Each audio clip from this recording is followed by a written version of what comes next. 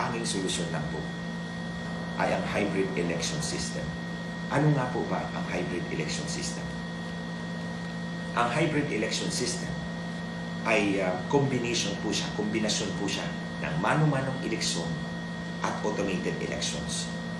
Alam po natin sa mano-manong eleksyon, marami po talagang milagro nangyayari dyan. Maraming dayaan, terrorism, intimidation. Huwag po natin pag-usapan ng vote buying.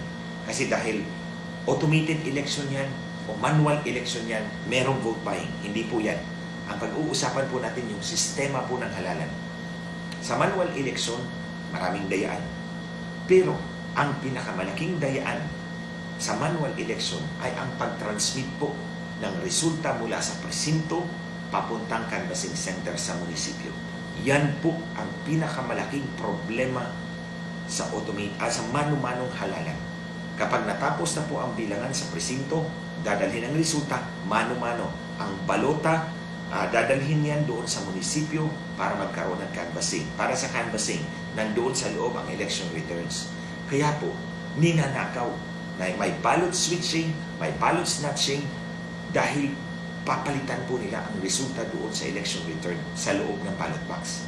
Kaya po, pagdating na po doon sa munisipyo, alam nyo, ang election return na papel, butas-butas na po yan. May snowflake, may erasure, ang 10 naging 100, dagdagan ng 0. Si candidate A, 10 lang ang boto, dinagdagan ng 0, naging 100. Si candidate B, 100 ang boto, binura ang 1 at 0, naging 0 ang kanyang boto. So ito po ang pinakamalaking dayaan sa mano-manong halalan. Kung may dayaan man doon sa presinto sa pagbilang ng boto, retail cheating po yan. Nababantayan po yan. Kaya nga po, sinasabi natin, marumi ang mano-manong eleksyon.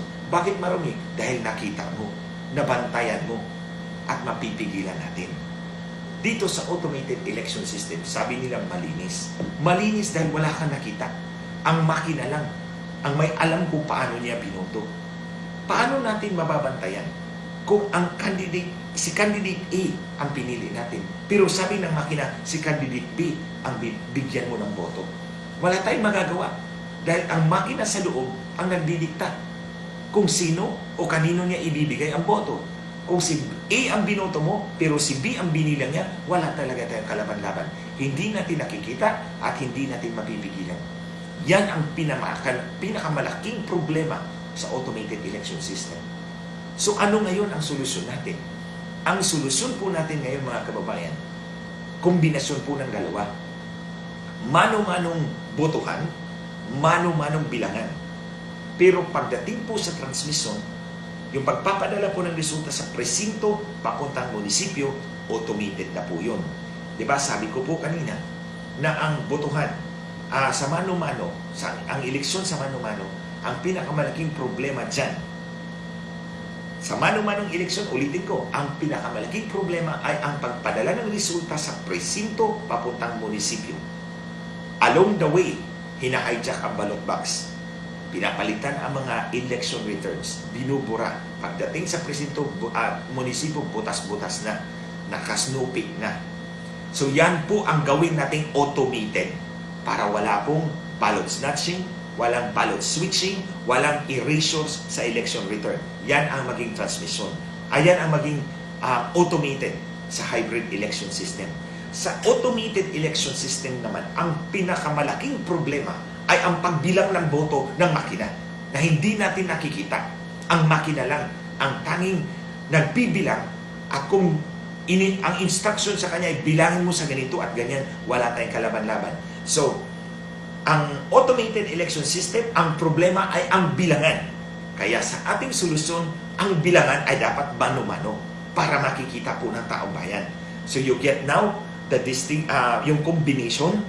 Ulitin ko ito mamaya.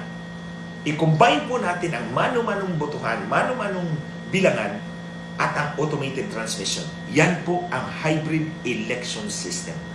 At ito lang po ang tanging paraan para maging malinis, marangal at mapagkatiwalaan po ang ating halalan.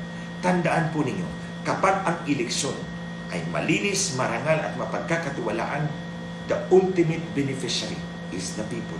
Tayong lahat, ang ating mga anak, ang ating mga apo. Dahil maging malinis ang ating pamahalaan, makakapasok ang mga tama at mapagkatiwalang lingkod bayan. It is up to you. Itong video na to ay para po sa inyong lahat. Kung maniwala kayo sa akin, sana samahan niyo kami sa laban na ito. Hindi para sa sarili natin, kundi para sa buong sambayanan. Dapat tayo